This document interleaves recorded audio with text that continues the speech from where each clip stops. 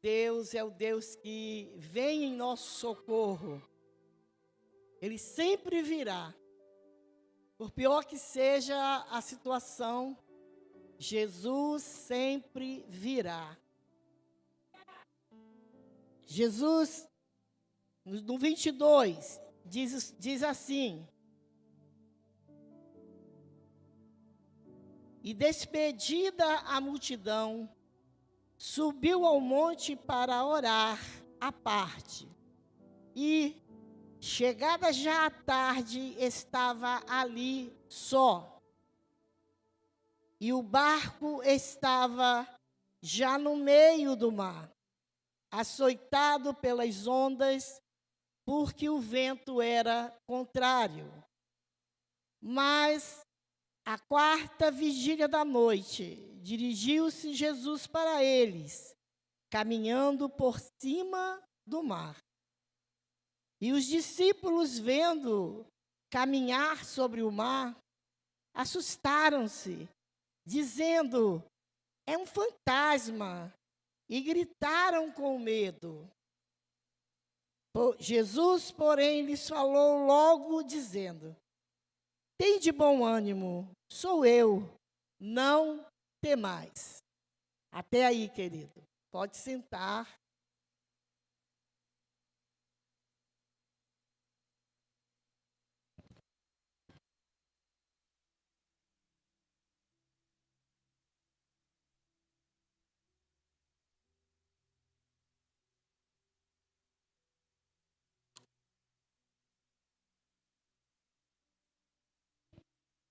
Os discípulos de Jesus, na época deste texto, estavam vivendo uma situação muito complicada. O ministério de Jesus estava no auge. Os milagres, eles eram eminentes, evidentes. Os seguidores, o número de seguidores crescia cada vez mais. Mas a perseguição também crescia. E naqueles dias, Jesus estava muito abatido e cansado. Porque aqui em Mateus 14, ele é um livro do milagre. É um livro em que Jesus apaziguou a tempestade, livrou os seus discípulos. Mas também é um livro muito triste, porque é o livro que relata a morte do amado João Batista. Jesus, nestes dias, ficou sabendo que João Batista tinha sido cruelmente assassinado, decapitado, a cabeça dada numa bandeja para homenagear a filha de uma adúltera, de uma mulher pecaminosa, de uma mulher das trevas. Jesus estava ali naquele sentimento. Neste dia, ele estava ali emocionalmente, enquanto homem, porque nós sabemos que Jesus, ele era 100% Deus e que ele era 100% homem. E como homem, ele estava ali triste. Ele estava ali violentamente, com as suas emoções abaladas, porque, afinal de contas, ele tinha perdido ali aquele que lhe antecedeu. Aquele que, segundo o próprio Jesus, nascido de mulher, não havia ninguém melhor do que ele.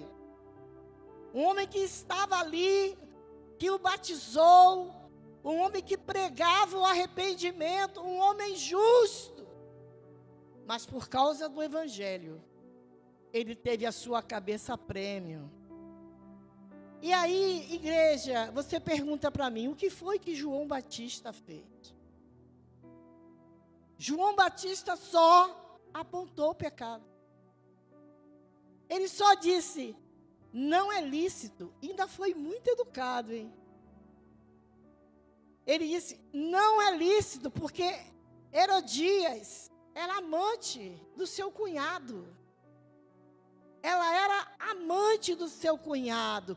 E João Batista soube. João Batista falou, não é lícito. Não é justo.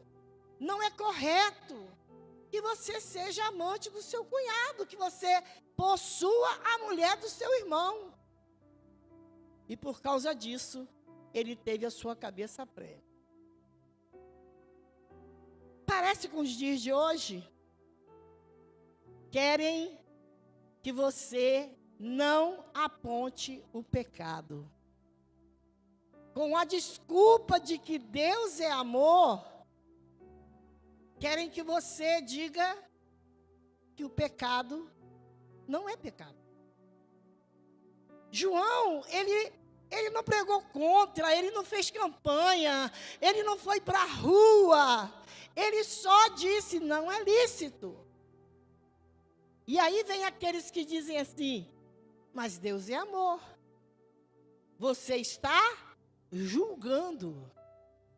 Julgar, querido, é você ter uma opinião baseada em você mesmo. Mas quando você diz o que a Bíblia diz, você não julga, você aponta o pecado. Mas a coisa está ficando feia para quem aponta o pecado.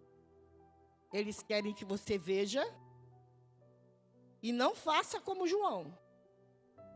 Eles querem que você veja e que você aprove.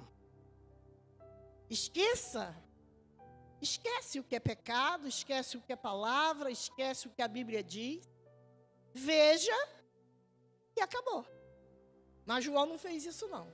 João falou, olha, não é lícito. E ele teve a sua cabeça dissipada. Então Jesus estava ali querendo um lugar para descansar do peso, sabe? Do peso emocional, do peso do inferno que às vezes você sente. Jesus também sentia esse peso. Meu Deus, o que é isso? É o peso do inferno. O inferno pesa. As ações do mal pesam. E Jesus queria estar num lugar tranquilo para poder passar aqueles dias de luto. Luto é luto. Qualquer pessoa em dia de luto quer descansar. Quer ficar sem guerra, quer ficar ali sozinho. Jesus foi para este lugar com os seus discípulos para descansar. Mas como era de costume, quando ele chegou lá com os seus discípulos, ele já encontrou ali uma grande multidão. As pessoas sentiam um rastro para onde Jesus ia. Iam atrás dos milagres, atrás da bênção, da fortuna, atrás de tudo. Como os dias de hoje, muitas pessoas procuram a igreja para receber uma bênção. Então, quando Jesus chegou lá, Jesus encontrou aquele povo. E como era de costume, ele atendeu. A Bíblia diz que ele curou naquele lugar. A Bíblia diz que ele curou os enfermos. Ele cuidou das emoções das pessoas. Ele aconselhou. Ele alimentou, porque chegou uma hora que aquele povo precisava comer. E os discípulos disseram assim, despede aí esse povo, para que ainda dê tempo deles comprar comida. Jesus disse, não. Alimente vocês. Jesus nunca despediu a multidão com fome. Nem fome da palavra, nem fome de pão. Ele nunca dispensou ninguém de qualquer jeito. E Jesus disse, não, vocês alimentem, mas nós não temos nada. Nós temos aqui alguns pãezinhos e os peixinhos, então me traga. E Jesus orou, e ali houve a primeira multiplicação de pães, quase 5.000 pessoas comeram daquele pão e daquele peixe. Logo após a multiplicação e aquele culto que houve ali, Jesus ainda queria ficar sozinho. Ele ainda queria ir para um lugar onde ele pudesse descansar com os seus discípulos. Mas a multidão estava alvoroçada. A multidão já tinha recebido a cura, já tinha recebido os milagres. Aquela multidão que estava ali naquela praia já tinha recebido tudo. Mas Jesus queria sair com os discípulos e ficar sozinho. Desta vez, não com a mesma expectativa, porque a princípio, Jesus tinha no seu coração uma expectativa. Eu quero ficar sozinho, eu quero descansar com os discípulos. Todo mundo precisa descansar. Mas agora, prestem atenção. Jesus tinha agora uma segunda motivação de querer sair daquele lugar. A segunda motivação que Jesus tinha para sair dali era porque havia entre os judeus uma forte comoção para declará-lo rei. Era uma espécie de um montim. Aquele povo que estava ali queria aclamar, porque os judeus, eles queriam que Jesus fosse rei, mas um rei político, um rei religioso. Eles queriam aclamar Jesus como rei, e Jesus sabia disso. Mas Jesus disse, olha, meu reino não é dessa terra. E Jesus, sentindo aquilo que eles queriam fazer, a emoção, é rei, ele faz, ele dá alimento, ele cura enfermidade, é ele, o cara é esse. Jesus providenciou colocar os discípulos no barco, rapidamente.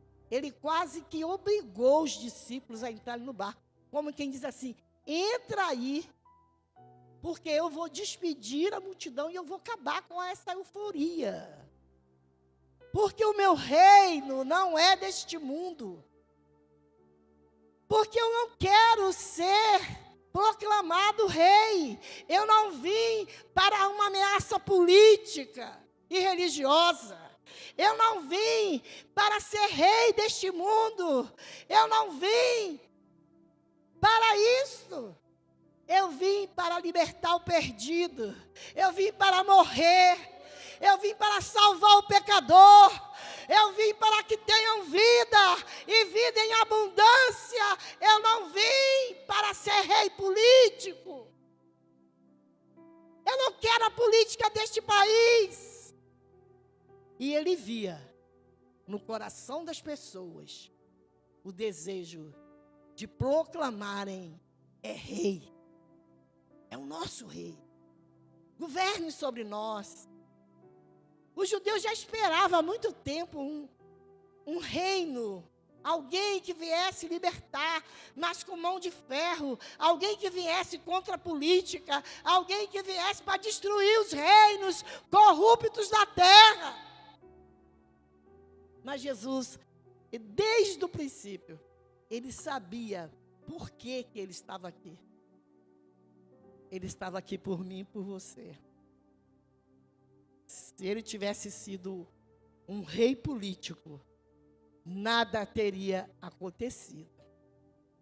Então Jesus, vendo a intenção do povo e sabendo que os discípulos, olha que coisa interessante, Jesus sabia que os discípulos iam aceitar. Ele sabia, porque ele sabia que os discípulos também queriam essa honra. Os discípulos tinham sede de justiça. Os discípulos queriam que ele dissesse que ele era rei. e acabasse com a injustiça em Jerusalém. Então, vendo Jesus que eles não estavam preparados, Jesus disse: eu vou tirar eles daqui, porque eles ainda não suportam a fama. Jesus sabia que os discípulos queriam fama. É melhor ser discípulo de um famoso do que de alguém que veio para morrer. No entendimento fracassado, pecaminoso do homem, eles queriam também um rei. Eles iam tirar a onda, como dizem os jovens. Eu sou discípulo do rei. Sem saber que Jesus era um rei eterno. E não se pode ser rei do mundo e rei dos céus. E Jesus era rei dos céus e Senhor da terra, Criador da terra e do homem. E o seu reinado era lá em cima. Então ele tirou. Os discípulos não estavam preparados. Às vezes, querido, Deus demora de te dar uma bênção, demora de te dar uma ascensão, porque Ele olha para você e Ele vê que você não está preparado. Você está preparado para ter um carro zero, para ter dinheiro? Será que você vai dizimar esse dinheiro? Porque dizimar 20, 30 mil, é preciso ser muito crente. Nós não queremos dizimar 100, 200. Imagina uma fortuna. Deus sabe quem está preparado para receber dinheiro e quem não está. Ele não quer te perder. Tem pessoas que, por causa de um cargo desse tamanho, que melhorou, ele já não é mais o mesmo. Comprou um carro novo, ele vai com o peito estufado abrir a porta do carro novo. Pastor, olha aqui a bênção que Deus me deu, porque eu trabalhei. Só falta dizer assim: Deus me deu é bem baixinho, mas foi o meu trabalho, é bem alto. Esse Deus me deu é só para te enganar um pouquinho, entendeu? Porque o que ele quer dizer mesmo é que ele trabalhou e conquistou aquele carro. Porque ele é muito bom no que ele faz.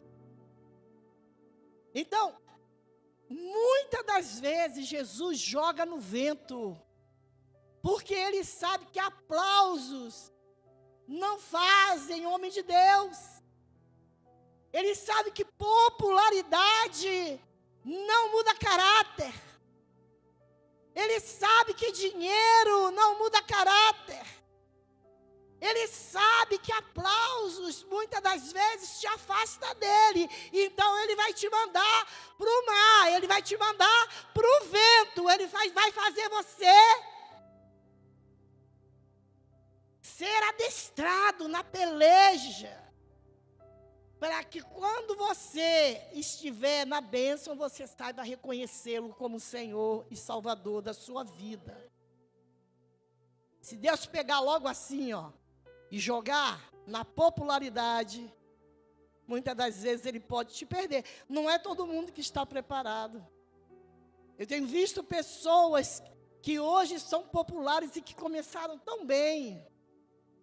Começaram tão bem, tão fiéis a Deus, hoje se perdeu, porque a fama, o dinheiro fizeram com que eles se perdessem.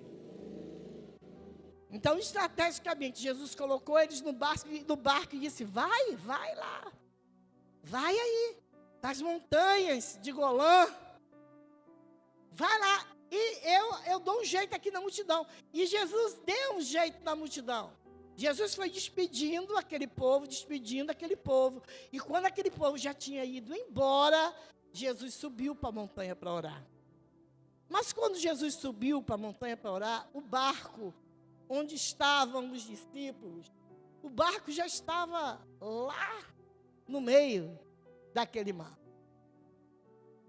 Mas o lugar onde Jesus estava, quem já esteve ali naquele mar da Galileia, sabe que nas montanhas você vê todo o mar. Das montanhas você vê. E Jesus lá de cima, daquele monte, ele estava vendo o barco sendo açoitado. O barco com os discípulos. Ele estava vendo. Mas ele não parou de orar, não. É como se ele dissesse assim: essa tempestade é pedagógica, deixa eles lá. Deixa eles lá, para aprender um pouquinho. Deixa eles lá. Quando chegar a hora, eu vou. E Jesus, mesmo vendo o barco sendo açoitado, Jesus continuou lá em cima orando. Continuou. E vocês vejam, querido, que o texto diz que já era tarde. O texto diz que já era tarde. Já era tarde quando Jesus colocou os discípulos no barco e eles saíram para o mar. Já se fazia tarde, já era o finalzinho da tarde, início da noite. E a Bíblia diz que já se fazia tarde. Quem sabe você pensa, é tarde para esse casamento ser restaurado. Já é tarde, Senhor, para tu mexer nessa família que há tanto tempo eu venho te pedindo. Já é tarde para eu iniciar um ministério. Já é tarde para eu acreditar que esse marido vai ser salvo, que essa esposa vai ser salva. Já é tarde. Mas eu quero te dizer uma coisa. Quem te chamou e te colocou dentro deste barco garante a viagem. Quem te chamou, eu vou repetir, e te colocou dentro deste barco, ele garante a viagem. Ah, Senhor, é tarde para mim prosperar. É tarde para eu ter saúde. É tarde para esta família se consertar. É tarde para os meus filhos entenderem que só o Senhor é Deus. Já tem tanto tempo, eu estou esperando há tanto tempo. Lembra de Maria e de Marta? Maria e Marta sabem o que é esperar. Mas elas também sabem o que é ressurreição. Elas sabem o que é achar que já está tarde. 4 dias já está tarde, já apodreceu. Mas elas também sabem o que é ressurreição. Você que talvez alguém te desanime, dizendo, já está tarde. Este homem bebe há quanto tempo? Já está tarde. Esta mulher não melhora. Há quanto tempo esta mulher, ela é desta forma? Há quanto tempo este homem é desta forma? Há quanto tempo a minha vida é desse jeito? Aquele que te colocou no barco, ele garante o tempo, ele garante a viagem, porque ele é Deus. Aleluia. Não é tarde para a salvação. Não é tarde para a cura. Não é tarde para o seu ministério aflorar. Não é tarde para a sua casa se converter. Não é tarde, não é tarde. Não é tarde. Eles estavam seguindo a rota de Jesus. Mas mesmo assim, foi Jesus que mandou. Jesus quase empurrou eles dentro do barco. Mas mesmo assim sobreveio uma tempestade. Porque quando a gente está errado, quando a gente está no erro, a gente até entende, né? Eu desobedeci, eu saí da presença, eu vacilei, eu errei, eu pequei. Por isso eu estou nessa tempestade. Aí você faz como Jonas. É mole, me joga dentro da água que essa tempestade acaba. Sou eu. Jonas falou isso. Não precisa estar jogando seus pertences todo na água, não. Joga a mim que tudo acaba. É só me jogar na água, o pecador sou eu. Mas quando você está na rota de Deus, por que a tempestade? Você pergunta, meu Deus, por que a tempestade? E na rota de Deus, mesmo que as coisas pareçam que estão saindo de ordem, que estão saindo do lugar, e o vento entorta o barco, e o vento afunda o barco, e parece que você vai morrer, e você faz como os discípulos: Senhor, me socorra. Mas uma coisa é certa: ele virá, e você vai vencer. É só essa a diferença. Se você está no pecado, você vai ter tempestade, mas você vai perecer. Mas se você está em Deus, na rota certa, você vai ter tempestade, mas você vai vencer. A diferença é o resultado final. Tempestade, o ímpio passa, tempestade, o justo passa, mas a diferença é o final. É o final. Balança, mas não afunda.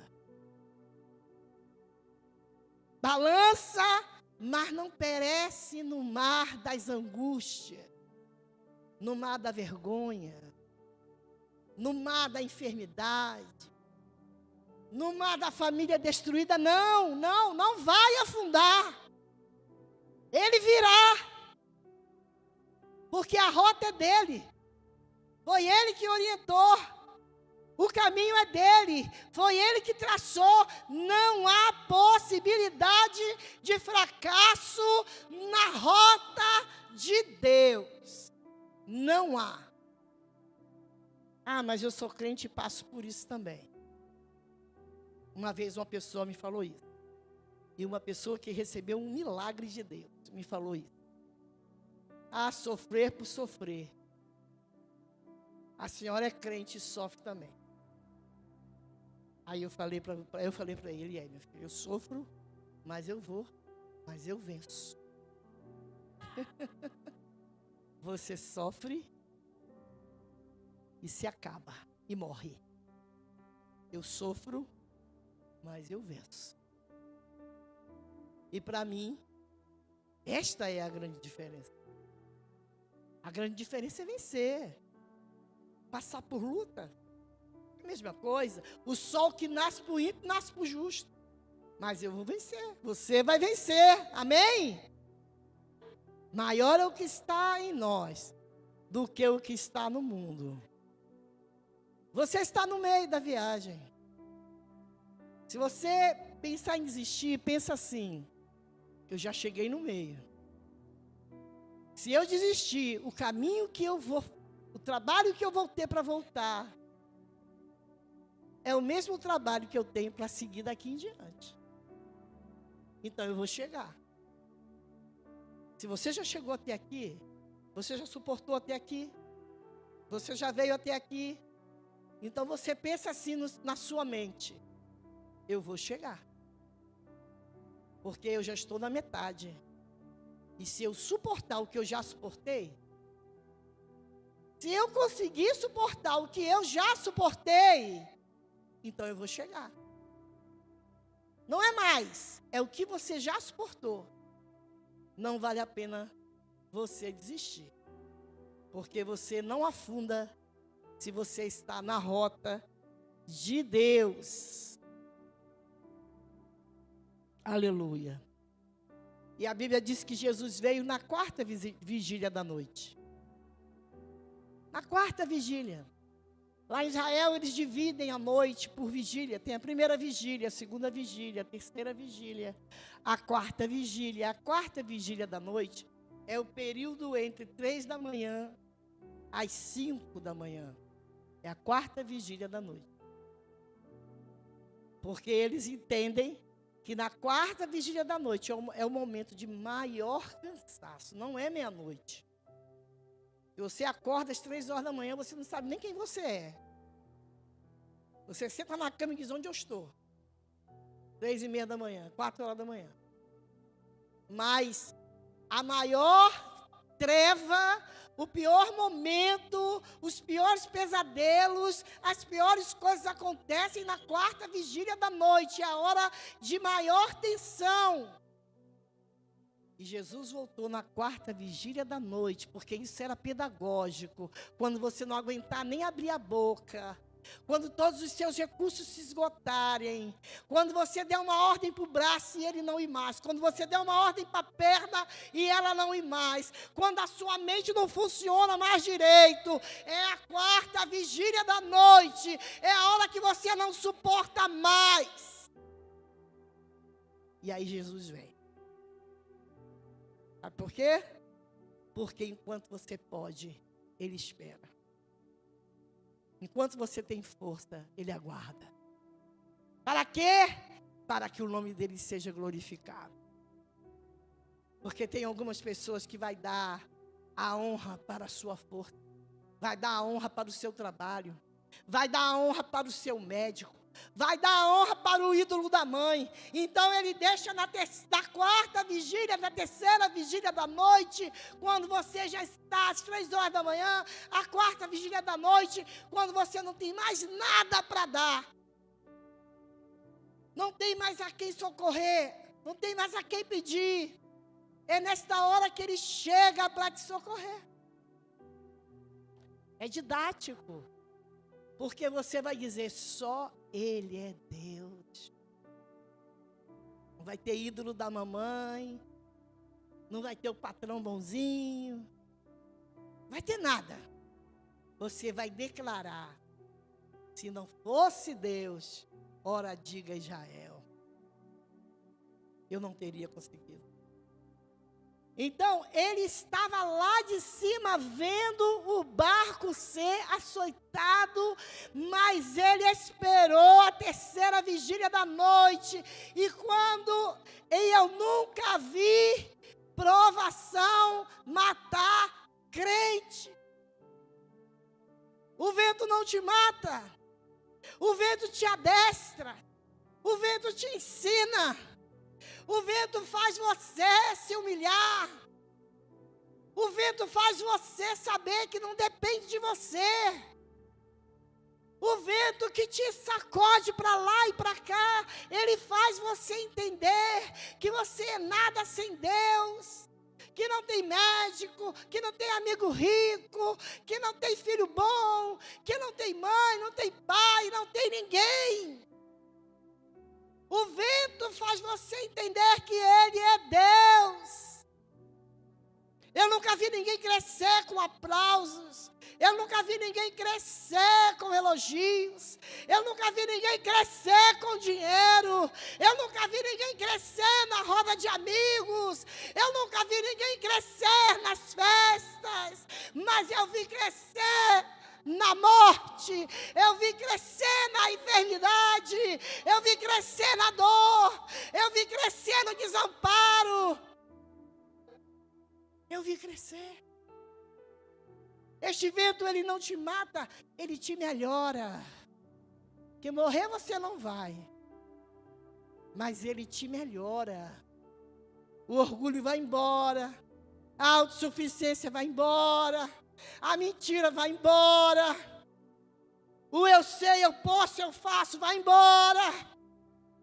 E fica você, o servo de Deus, lapidado, uma joia rara na mão de Deus. Porque se cresce no vento, se cresce na provação. Jesus te joga no meio para você aprender. Para você ficar destro na peleja, para você ser fortalecido no Senhor. E quando você sai do vento, mais unção, mais poder, mais obediência, mais óleo derramado, mais unção de Deus, mais unção de milagre,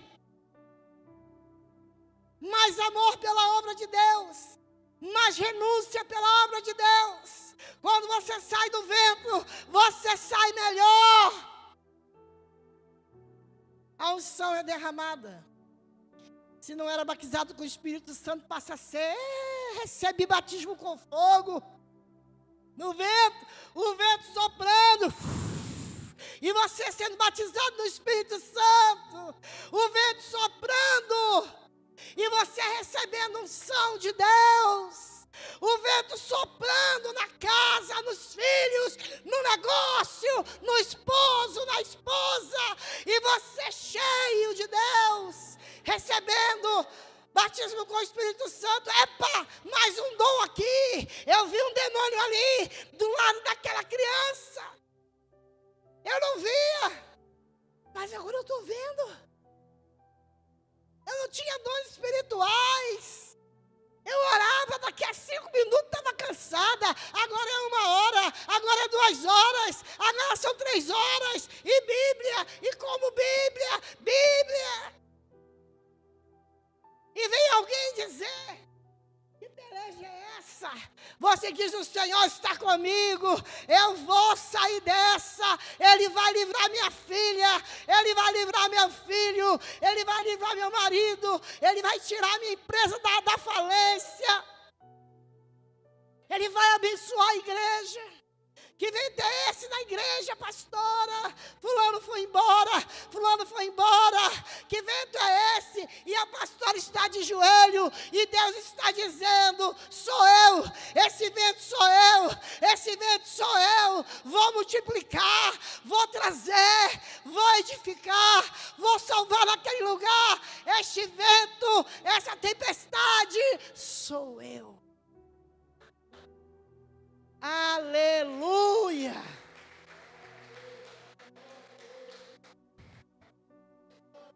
Chegou na 3ª vigília da noite e eles espantaram. Meu Deus, que maneira de chegar é essa? Ele não podia chegar a barco remando? Sabia remar? Ele não podia chegar, sei lá, de outra forma.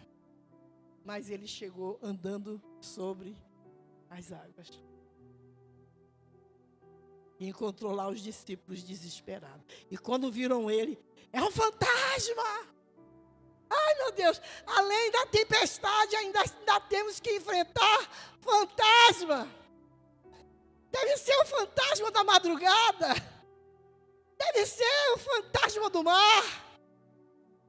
Quantas vezes nós dizemos: além de estar vivendo esta situação de desemprego horrível, ainda vem essa doença, ainda vem isso, ainda vem aquilo. Eles acharam que era isso, a situação estava piorando, porque agora, além da tempestade, ainda tinha um fantasma para assombrar a vida deles. Veio para me assombrar agora, um fantasma. E ele disse: paz, querido, sou eu. Sou eu. Não temas, sou eu. E então os discípulos, Pedro, que era sempre o mais afoito, Pedro disse: ai, Senhor, meu Deus, é tu mesmo. Tu veio. Querido, eu quero dizer para você que essa tempestade aí, aquele que te colocou no barco, ele já está descendo do monte para te socorrer. Aquele que te colocou nesse barco aí, neste casamento, nesta empresa, nesta situação de saúde, o Senhor que te colocou nesta empresa, neste lugar, nesta família, é o mesmo que está lá de cima do monte, nas montanhas de Galã, olhando para você, vendo o barco afundar e dizendo: eu já estou descendo. Ele está descendo do monte essa noite. Ele está vindo para Monte Sinai. Ele está descendo do monte essa noite dizendo: olha, a tua tempestade, quem acalma sou eu, porque essa tempestade sou eu. Este balanço no barco sou eu. Ele já está descendo para socorrer a minha vida. Eu preciso de socorro, você precisa de socorro e ele já está descendo. Acalma, acalma. A primeira vez que Jesus acalmou uma tempestade, primeiro ele acalmou a tempestade. Depois ele acalmou os discípulos. Primeiro ele falou: peraí, fica calma aí. Peraí, ele não disse ficar calmo, ele falou com o mar diretamente. Ele chegou e disse, mar, fica quieto aí. Mas na segunda vez, ele acalmou primeiro os discípulos. Porque às vezes, na tempestade, Deus precisa acalmar você. Porque o vento ele vai acalmar. As ondas ele vai acalmar, mas é preciso acalmar você, senão você infarta. Então, muitas das vezes, na minha tempestade, ele veio primeiro e disse, calma, Vilma. Calma. Eu vou socorrer lá, a família, a igreja, os negócios. Calma, Vilma. Ele acalmou a mim primeiro. Aí depois que ele me acalmou, para eu não morrer, porque tem hora que parece que você vai morrer. Aí ele me acalmou, aí agora que ele me acalmou, ele vai acalmar a tempestade. E aí no outro dia eu vejo as coisas entrando no seu lugar. Mas na primeira vez não, ele foi lá, falou primeiro com o mar. Depois que ele acalmou o mar, ele foi lá e acalmou os discípulos. Então, querido, Deus conosco aqui está fazendo como Ele fez neste dia. Ele te trouxe aqui neste culto para acalmar o seu coração. Para dizer, acalma, filho. Acalma, filha. Eu estou vindo. Eu estou no monte orando e eu estou vendo de lá, eu estou vendo o barco afundando. Não vai afundar. E quando Pedro disse, se és tu, então me dá uma ordem, eu quero ir contigo.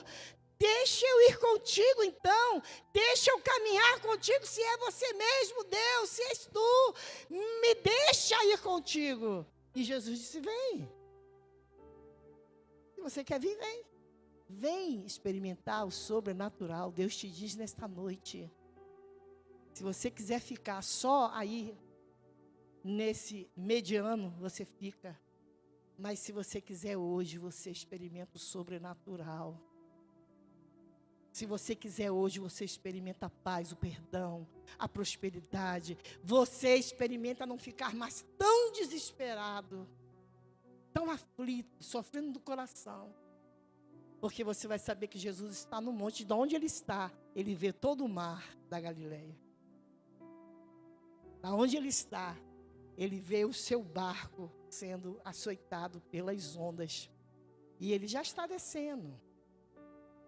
E quando Pedro foi, e dali ele olhou para o vento, e ele começou a andar. E quando ele olhou para o vento, ele começou a afundar. E Jesus disse, por que você não teve fé para você vir até aqui? Já começou, já andou. Por que você não teve fé para você chegar até aqui? Não sei, querido, se eu no lugar de Pedro também não afundaria. Porque andar sobre as águas não é brincadeira não, né?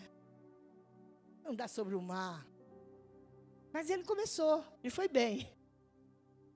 Começou bem. Aí depois ele foi olhar para o mar, olhar para as ondas. Gente, é normal, a gente olha também. Mesmo sabendo que Jesus está ali com a mão estendida, mas a gente olha também. Nós somos Pedro. Nós somos feitos do material que Pedro foi. Nós somos ele. Dizemos que vamos fazer e não fazemos. Dizemos que somos fortes, mas temos medo.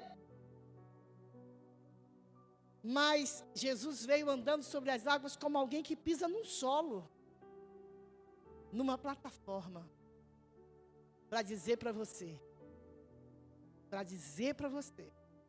que aquilo que você chama depressão, aquilo que você chama de medo, aquilo que você chama de traumas emocionais, Jesus anda por cima. Jesus anda por cima do seu trauma. Jesus anda por cima do seu problema financeiro. Ele veio por cima das águas para dizer que Ele tem poder e autoridade para todas as coisas. Aquilo que você chama de doença, Ele anda por cima. Aquilo que você chama de situação financeira fracassada, Ele anda por cima. Aquilo que você chama de câncer, de problema nos ossos, Ele anda de problema no coração. Ele anda por cima. Querendo dizer que ele domina. Este andar por cima das águas não é apenas uma ilustração. É um recado que Deus está me dando. Este andar por cima das águas não é um exibicionismo, não é vejam o que eu posso fazer, vejam o meu poder, eu podia vir de barco, mas eu vim por cima das águas, não. Esse andar por cima das águas é um recado para mim, é um recado para você, que tem aquela situação impossível, que tem aquela situação na sua alma, que você não aguenta mais, que tem aquela situação na sua casa que você não aguenta. Você já está vivendo a terceira vigília da noite nesse casamento. Você já está vivendo a terceira vigília da noite. É a hora de eu não aguento mais. Socorre-me, ó Deus. Ele vem e vem sobre as águas. E vem de uma maneira sobrenatural. Não vem como homem, mas vem como Deus. Não vem como homem, vem como Deus. Andando por cima das águas, fazendo o que ninguém faz. Ele está mandando um recado para você, igreja. Ele está dizendo, eu faço o que ninguém faz. Eu sou o que ninguém é. Eu posso o que ninguém pode. Eu vou onde ninguém vai. Eu cuido como ninguém cuida. Eu sou o que ninguém é. Aleluia. Glória a Deus. É um recado para você, igreja. Não é um exibicionismo, é um recado para mim. Aquilo que eu digo que é impossível, aquilo que eu não posso, Ele vem por sobre as águas, Ele vem no sobrenatural, Ele vem e faz o que ninguém pode fazer. E é este Deus, levante a tua mão nessa noite e adore esse Deus. Ministério de louvor, vamos adorar aquele que pode o que ninguém pode, aquele que é o que ninguém é, aquele que faz o que ninguém faz. Aleluia! Glória a Deus de maravilhas! Foi um recado que ele deixou para os discípulos, porque os discípulos iam ficar. Ele ia assunto aos céus, ele ia de volta para o Pai, mas aqueles 12 homens iam ficar, e aqueles 12 homens precisavam saber que Ele era Deus, que Ele faz o que ninguém faz. Eles precisavam saber do poder, da autoridade. Eles precisavam, aqueles 12, eles precisavam saber que autoridade era essa, que poder era esse, quem era aquele Jesus a quem eles seguiam, qual tamanho era o seu poder. Eles precisavam saber que Ele era Deus, que Ele tinha domínio sobre a natureza, que Ele tinha domínio sobre as doenças, que Ele tinha poder sobre os demônios, que Ele tinha poder sobre a face da terra, que a Ele foi dado todo o poder, nos céus e na terra, todo o poder, nos céus e na terra, a Ele foi dado todo o poder, para ressuscitar os mortos, para andar sobre as águas, para curar os enfermos, para alimentar as multidões, para multiplicar os peixes, para multiplicar os pães, para curar os coxos, para ressuscitar mortos, para andar sobre as águas. Este é o nosso Deus. Você pode aplaudir. Porque se eu estou guardado por quem nunca perdeu batalhas, seu nome é Jeová Jireh, irás prover de novo. Eu creio em ti. Haja o que houver, venha o que vier, irás prover de novo. Eu creio em ti. Não vivo do que vejo, mas vivo do que creio, irás prover de novo. Eu creio em ti.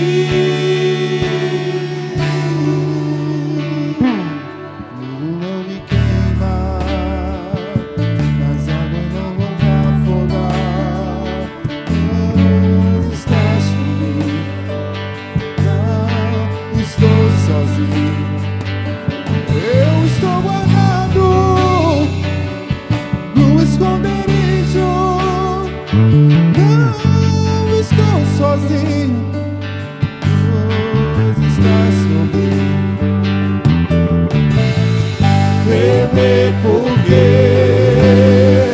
se eu estou guardado por quem nunca perdeu batalhas, seu nome é Jeová Jireh, irás prover de novo.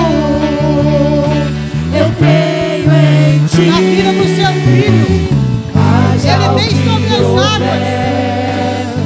Na vida da sua esposa, ele vem sobre as águas. Naquela empresa, naquele trabalho, ele vem sobre as águas. No seu casamento, ele está vindo sobre as águas. No filho desobediente, no filho que foi embora, no fracasso do casamento, no fracasso na terceira vigília da noite, na sua casa, ele vem sobre as águas. E não é um fantasma, não. É Deus usando o teu poder, a tua força e a tua glória, porque Ele tudo pode.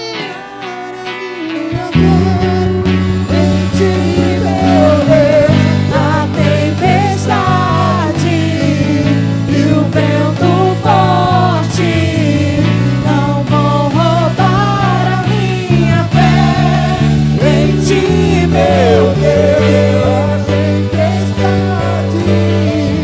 e o vento forte não vão roubar a minha fé em ti, meu Deus. Em ti, meu Deus. Em ti, meu Eu quero que você ore junto comigo. Se você precisa de um milagre em qualquer área da sua vida, eu quero te dizer que hoje é o dia. Hoje é a hora que Ele desce dos montes e vai até o barco onde está você e a sua casa. Vamos orar. Mas eu preciso da sua fé. Deus, Ele age através da fé. Vamos orar. Senhor, nós oramos. Eu oro com a tua igreja. Eu oro com este povo que está aqui neste lugar, que tu trouxe até este local. Seja qual for a situação, seja qual for o milagre que ele precisa, na saúde, na família, nos negócios, no dinheiro, meu Deus, no casamento destruído, na vida dos filhos que não obedecem, na maldição que trouxeram de família, nas angústias do passado, nós clamamos por um milagre.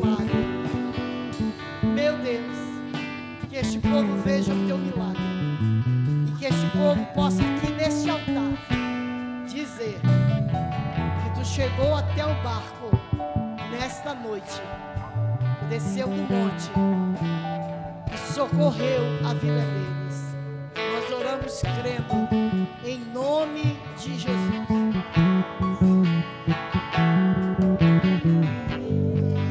Que a figueira não floresça, que não haja fruto na vide, e o produto da oliveira limpa. Todavia eu me alegrarei, todavia eu me alegrarei, todavia eu me alegrarei.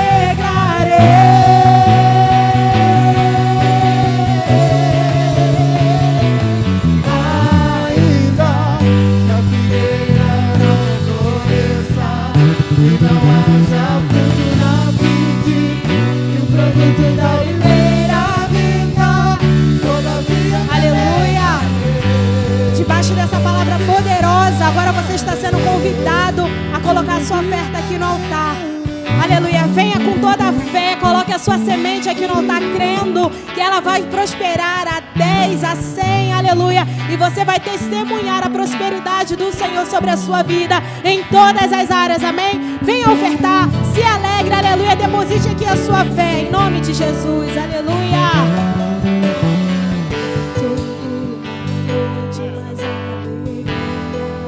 Ela vem pela manhã. Eu creio, eu creio. O choro dura uma noite, mas a alegria ela vem pela manhã. Eu creio, eu creio.